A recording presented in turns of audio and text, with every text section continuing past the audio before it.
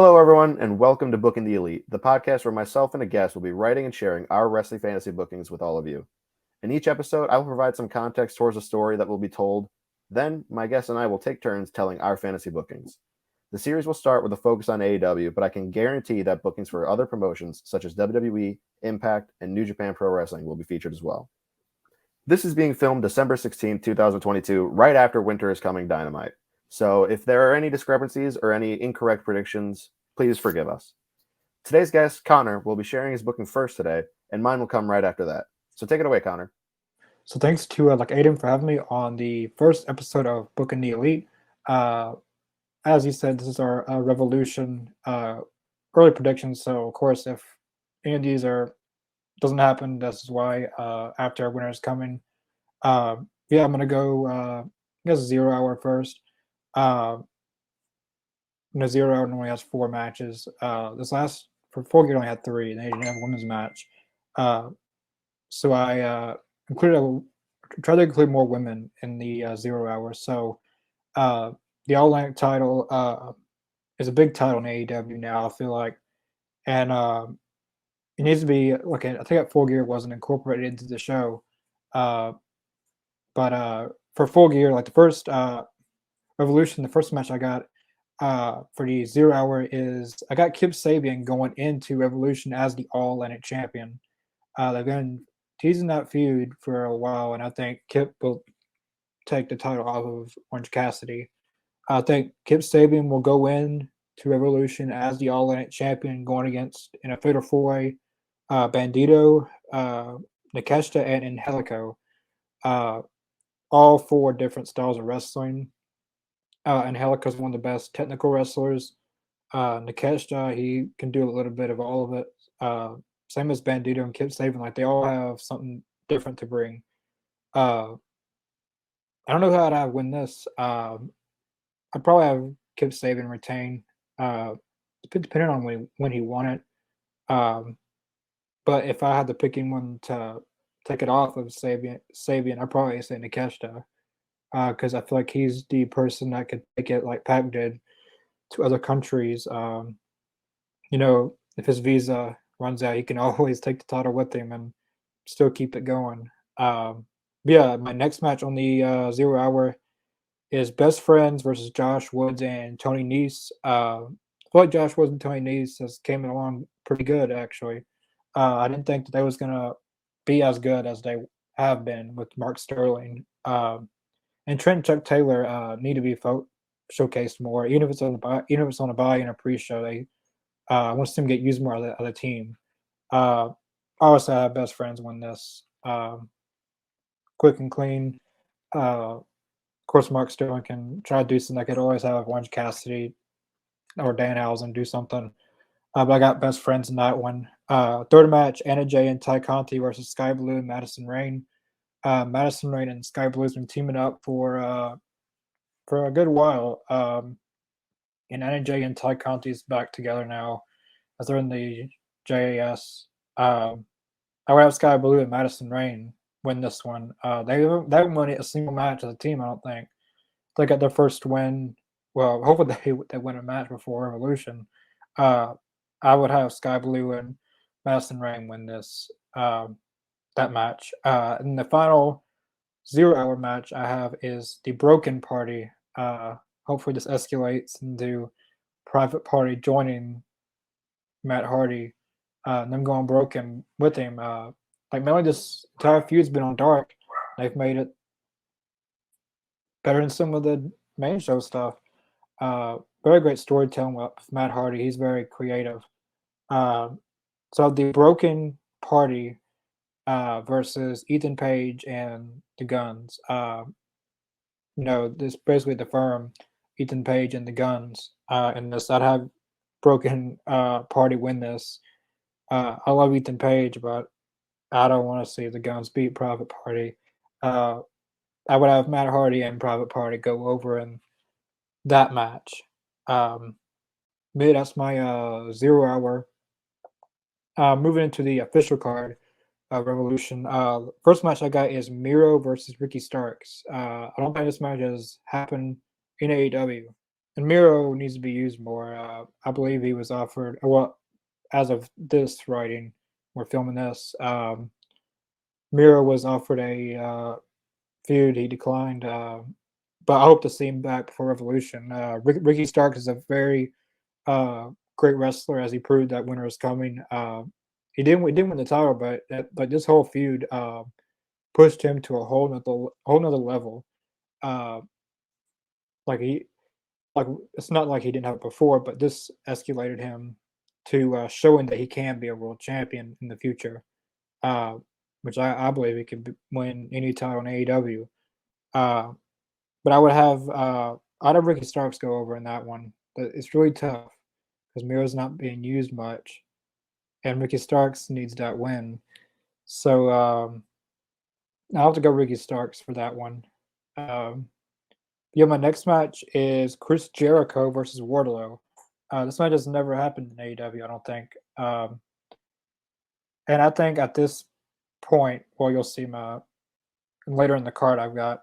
Uh, I think they need to end this. Hopefully, it's coming to an end. Jericho and the Blackpool Combat Club and all this as of this writing.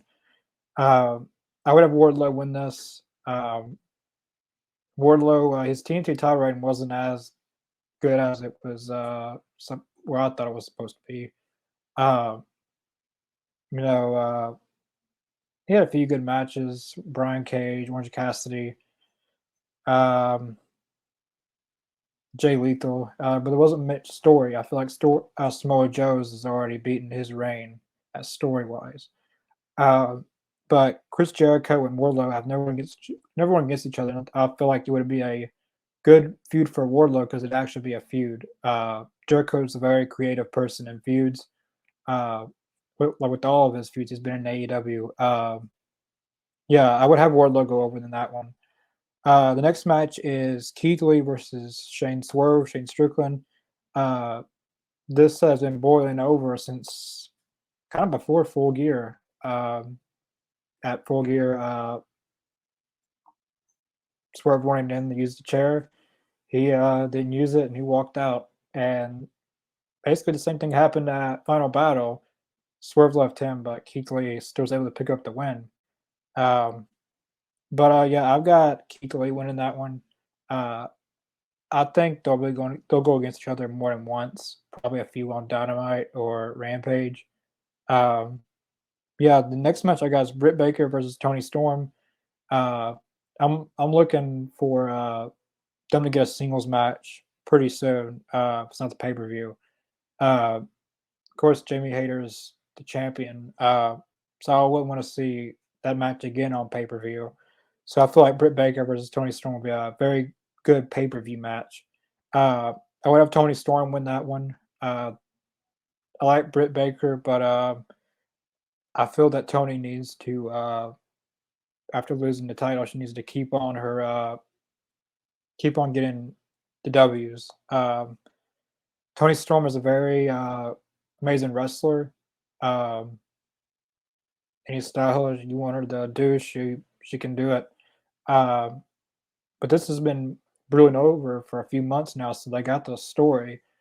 Um, just as the show is the booking, it depends on how they book it.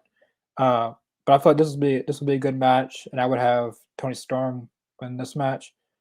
Um, Next match is the Face of the Revolution ladder match. This is normally for a future shot at the TNT title. Last year, Wardlow won it. Uh, this year, I have actually 7 people in it. Normally, they put 6 last year, I think. Uh, but I got 7.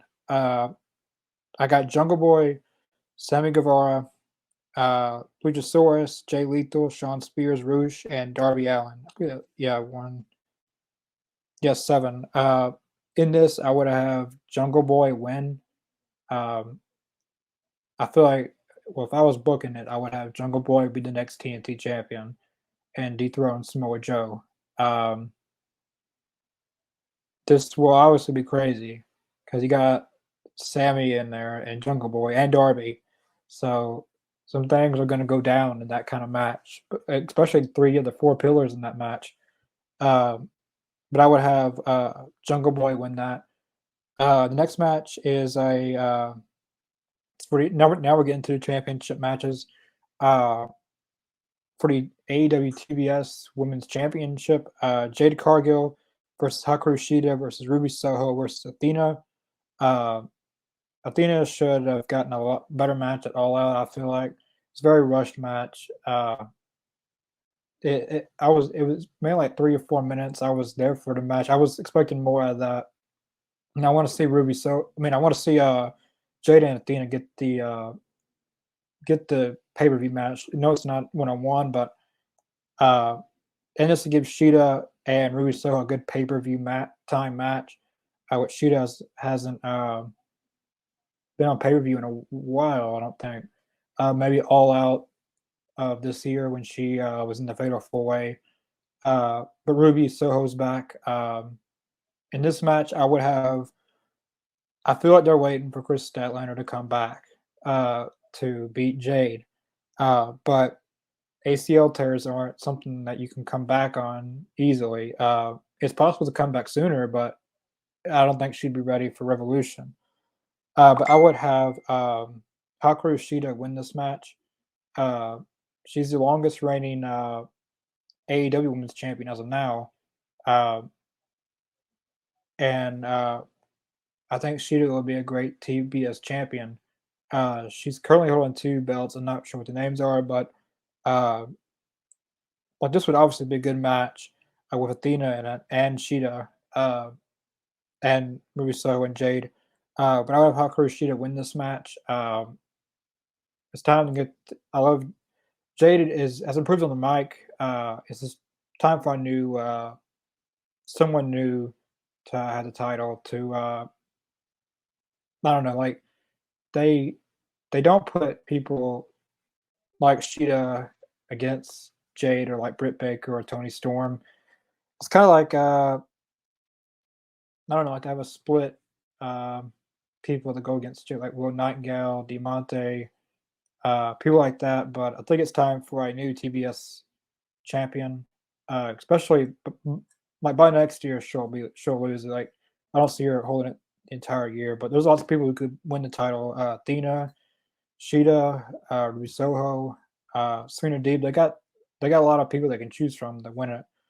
But yeah, I got Sheeta winning that match. The next match is for the AEW Trios Championship. Now this could be completely wrong, as we're not as of this we're not like the tournament. The best of seven is not over. But I have the Elite walking into Revolution as the Trios champions. I have them going against Death Triangle and uh, House of Black in a triple threat trios match. I would have House of Black win this match have them win the trios titles on pay per view. Uh, this will be in March. Buddy Matthews' contract expires in February. I think this will be a good way to get him to stay. But in general, like the House of Black has amazing video packages. They've dominated everyone since they've been back so far. And I would think that this time around they need a really good push. I could see Malachi.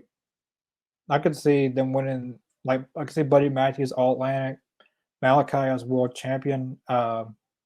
They have it like they have a great character, great production of video packages. They just need to be used better and used in great feuds. And I feel like this feud with the Elite and Death Triangle, they already have history with the Death Triangle, but Buddy Matthews and Kenny Omega in the ring is what I want to see. I'd rather it be a singles match, but we can get it that way. Um, I can easily put this in a ladder match if they wanted to. Uh, but yeah, I got the House of Black winning that one. I have Samoa Joe walking into Revolution as the TNT champion, going against Dustin Rhodes for the TNT title. Uh, Dustin Rhodes announced 2023 will be his last year wrestling. So I think having him in a pay per view match at Revolution will be good. And Samoa Joe and Dustin Rhodes haven't won against each other before. I thought this would be a unique match that we've never seen before. I would have Samoa Joe win. Um, but I thought this would be a very good match and a good story with Joe and Dustin Rhodes. I thought they could put on a pretty good feud. Uh, especially with this being Dustin Rhodes' last year wrestling, Samoa Joe being a dominant, like he's the face of television right now. Uh, I thought that would be a great feud. But I got Samoa Joe winning that match. Um, for the AEW Tag Team Championships, I got the Acclaimed walking in as tag champions versus FTR in a 2 out of 3 falls match. Um, Lots of times nowadays they don't. I remember when Shawn Michaels and Triple H had, but the 2 out of 3 falls was different stipulations. I would bring that back in this match. Have the first match in a steel cage. Uh, Second could be in a see, like there's different ways to do it. Uh, but I would have FTR obviously be 1-1. Um, like basically FTR and Briscoes are 2 out of 3 falls. It'll be come down to the last win, and I would have FTR win at Revolution. This is in March, and we're in December, so this would give Declaimed a very long run, at least over 100 days. It's 84, 85 I've counted so far. So by then, they would have had a decent reign. Yeah, I would have FTR win that one. Um, for the AEW Women's Championship, I got Jamie Hayter versus Saraya. I would have Jamie Hayter win this match. Um, like Saraya will challenge for the AEW World Title. No, I don't know when, but it's gonna happen. Uh, and hopefully by then Saraya has a better match than what she did at Full Gear. Uh, like she hasn't wrestled in 5 years, so like I said, there was still a lot of ring rust from our first match at Full Gear. But I would have Jamie Hayter win this match. Jamie Hayter and Saraya could put on a, like they said, on just a light. They have a little bit of the same background in some ways. Um, but yeah, I would have Saraya uh, take an L in this match, and Jamie Hayter retains.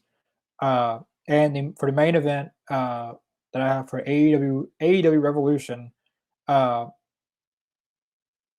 is MJF walking in as champion versus John Moxley versus Hangman Page in a triple threat match.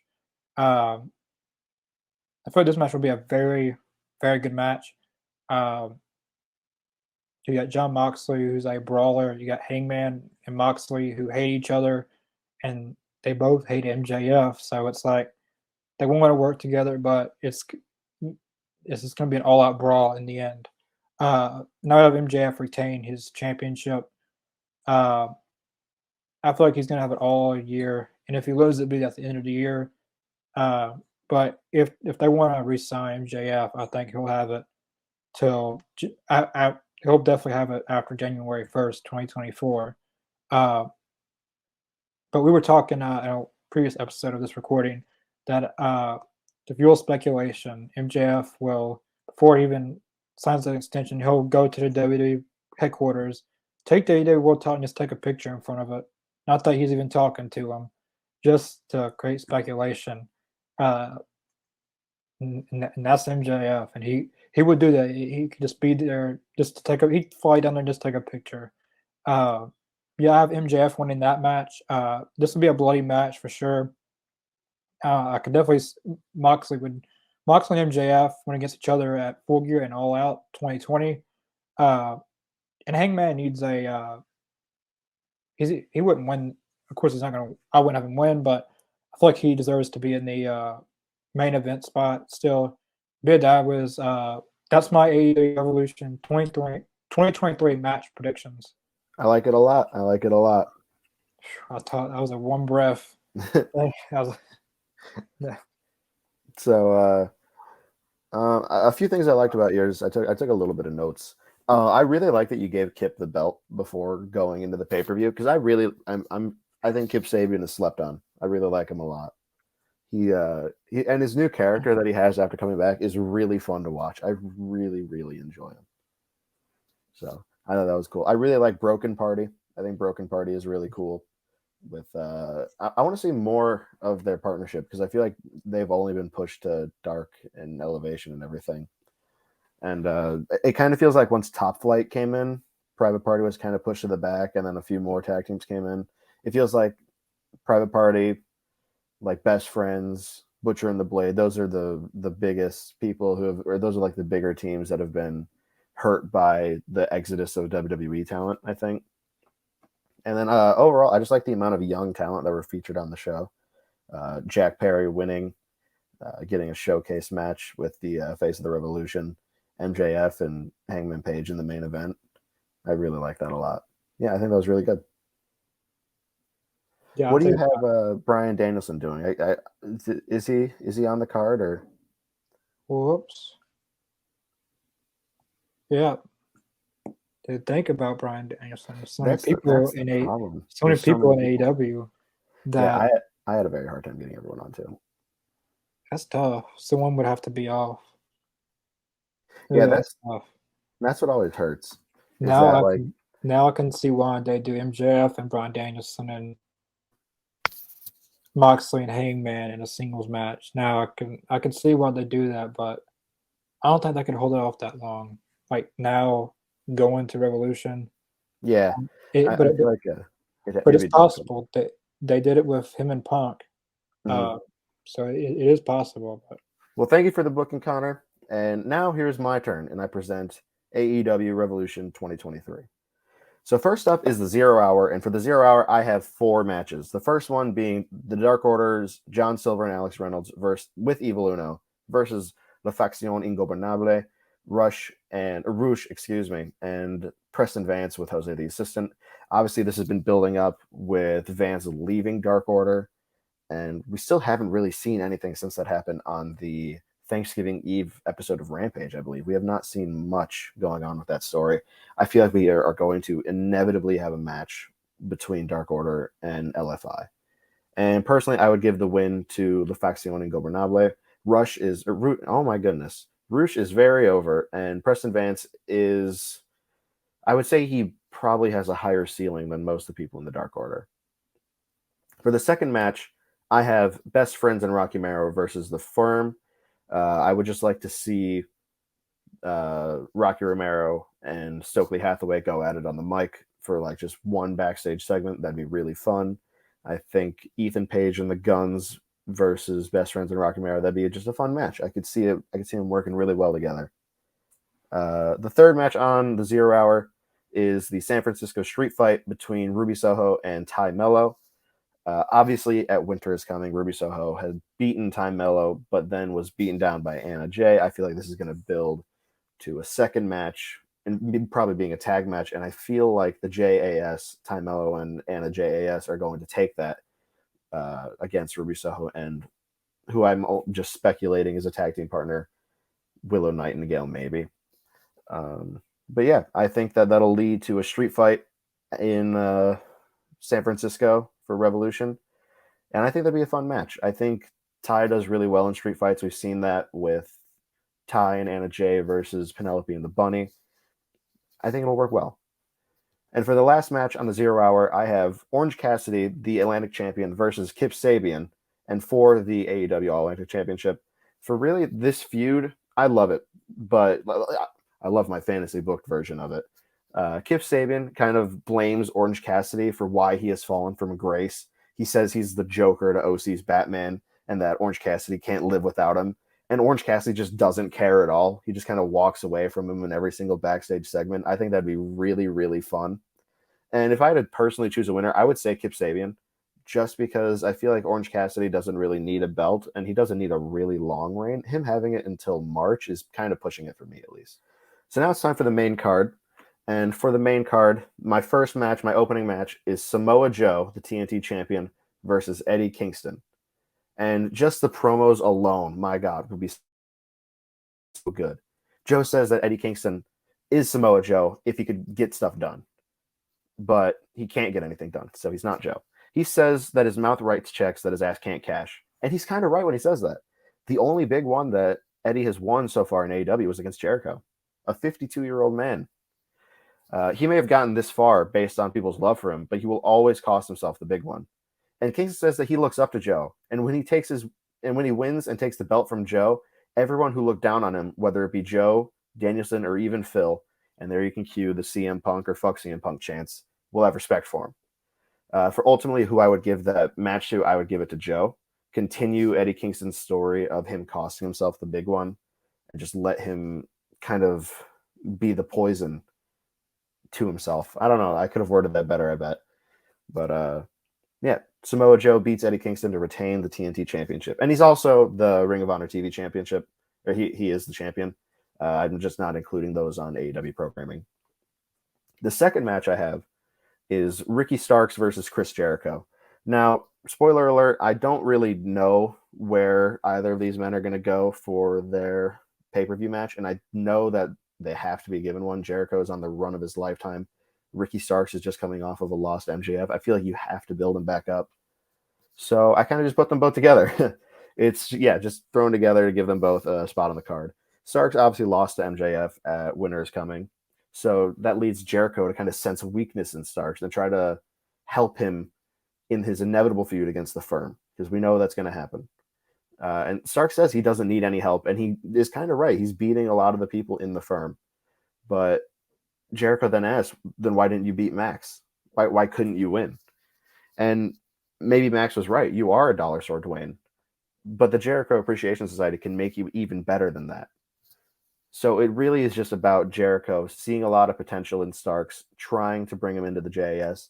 And you can really play on the fact that a lot of people who unfairly, I will say, criticize AEW, and especially Chris Jericho, say that he's just leeching off of young talent with Daniel Garcia and Sammy Guevara. I disagree wholeheartedly with that, but play into that. Make him try to be that leech. Essentially make him what Big Money Matt Hardy was as a character, except I think Jericho could pull it off really well. But ultimately, I would give Ricky Starks that win. That would be a huge win for Starks. He could really use it to elevate him even higher. And then my third match is the Elite, who have won the trios titles from Death Triangle in match 7, versus the House of Black, Malachi Black, Brody King, and Buddy Matthews. So obviously the Elite won, mimicking LeBron in the 2016 Cavs for their NBA Finals win, which I have predicted since Death Triangle went up too. So that's my big brain. But so really on the episode after the Elite's big win, the House of Black attack and just dismantle the group. It's a beatdown. Malachi talks about how the sickness that envelops AEW comes from the Elite and that he is the cure to this pestilence. And this has already been alluded to, as Malachi Black told Brandon Cutler when the House of Black was beating people down, is that it's not Brandon's fault. It's the people he associates himself with that are the issue. And he said, I feel like that kind of got lost in the entire beatdown, but that is that's like word for word what he said. And that's a huge, huge clue for what potential feud it can be. Side note, I'm also not positive what the House of Black means and what they're referring to when they're talking about the pointing fingers while holding the shovel that dug the grave of others. That's a line from one of their promos. But I think, could that possibly be a CM Punk reference? While they're blaming Punk while holding the shovel that dug the grave of others. That, I don't know. It could possibly be. But yeah, I have House of Black winning that match because I feel like the Elite really don't need the trios titles. And I get the appeal of them having them.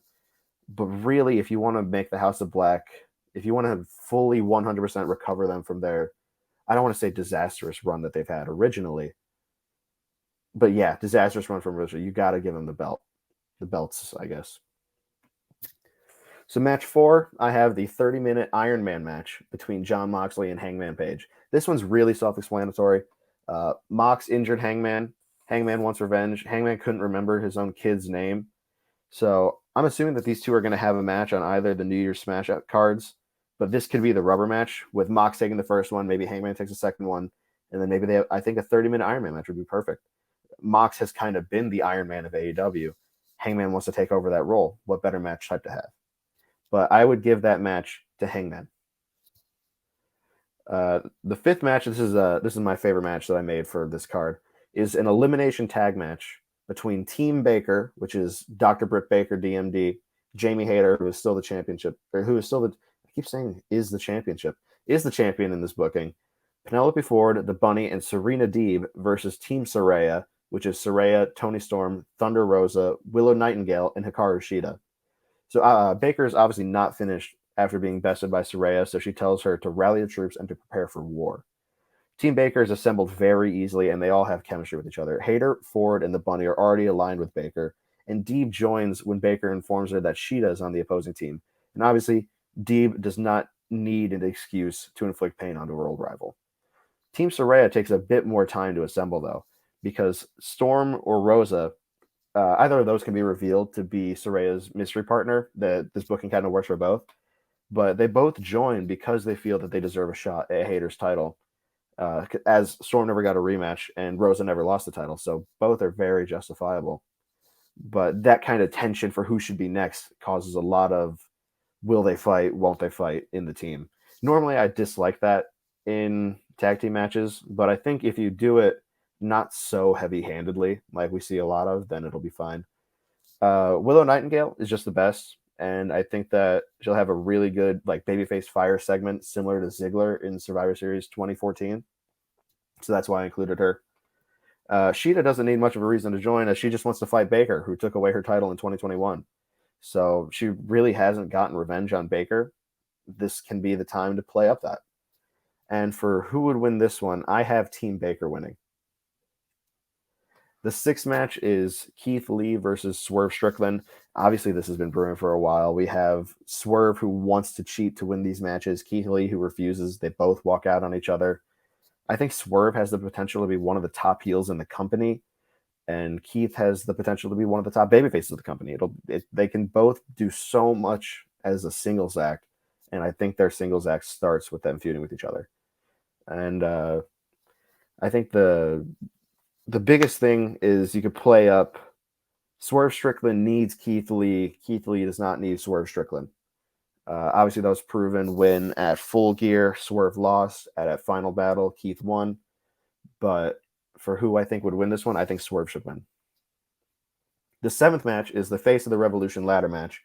And there you have Darby Allin versus Lance Archer versus Wardlow versus Pac versus Powerhouse Hobbs versus Rey Fenix. I tried to always pair high flyer with a big beefy boy. That was my plan for this one.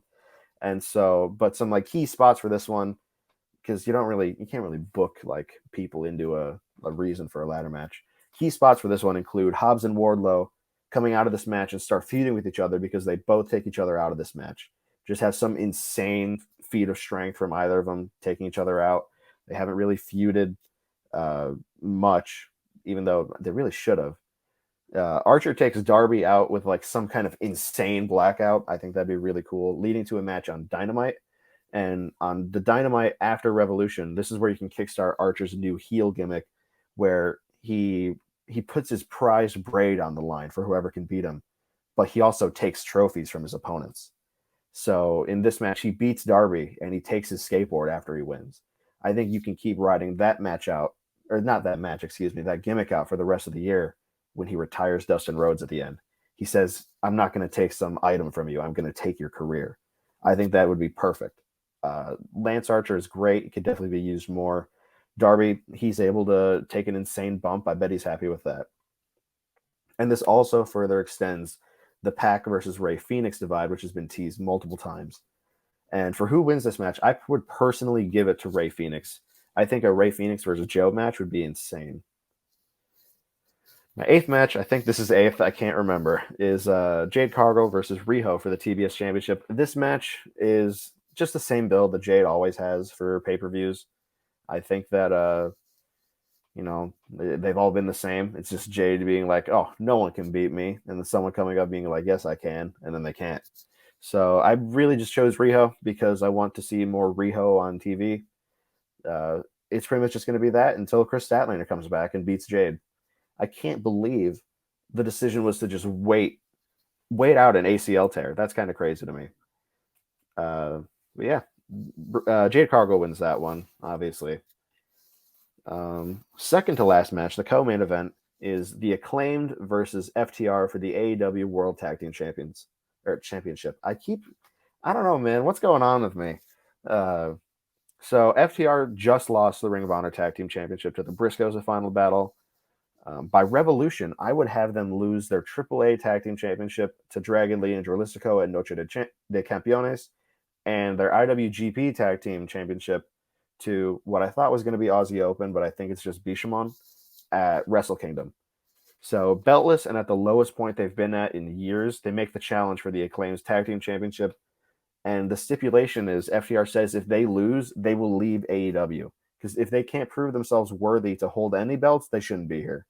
This really plays into the idea of FTR leaving once their contracts are up in April, which I think a lot of people underestimate how much fans do know about. Plus, really, if they are leaving, then they could at least put over the Acclaim on the way out. It's a win-win on either side. For who I would have win this one, if they're staying, I'd have FTR win. I think that's a no-brainer. They're going to have an insane 2023. And then finally, the main event, MJF versus Bryan Danielson for the AEW World Championship. MJF obviously cast William Regal out of AEW by brutally attacking him with the brass knuckles. Danielson, one of Regal's sons in the Blackpool Combat Club, is going to get revenge against MJF. And a lot of MJF can just say a lot of like stuff along the lines of "Your time in the sun is fading, and I will make you more relevant than WrestleMania 30 ever made you."